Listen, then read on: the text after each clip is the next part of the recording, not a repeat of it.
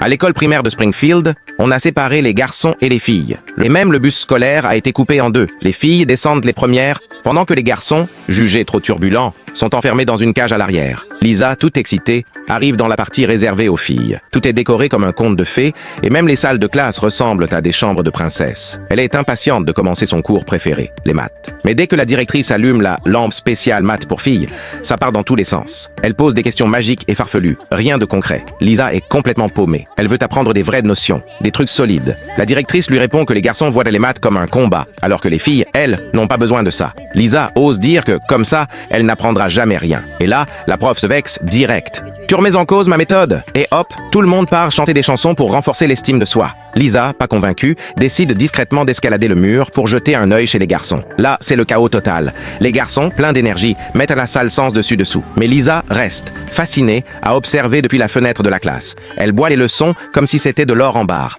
Malheureusement, elle se fait repérer par l'ex-directeur Skinner, rétrogradé au rang d'assistant du concierge Willy. Il comprend bien ce qu'elle ressent, mais ne peut rien faire pour elle. De retour à la maison, Lisa raconte tout. Selon elle, l'école des filles, c'est une blague. Si on veut vraiment apprendre, faut aller chez les garçons. Mais on la vire à chaque fois. En entendant ça, Maggie a une idée. Elle déguise Lisa en petit garçon. Résultat, Lisa devient le portrait craché d'Homer enfant, à tel point qu'Homer lui-même ne la reconnaît pas. Et hop, la voilà infiltrée dans la section garçons. Les nouveaux profs ne la connaissent pas. Donc, elle passe crème. Enfin, elle peut suivre le vrai cours de maths dont elle rêvait. Bon, elle est super contente d'apprendre.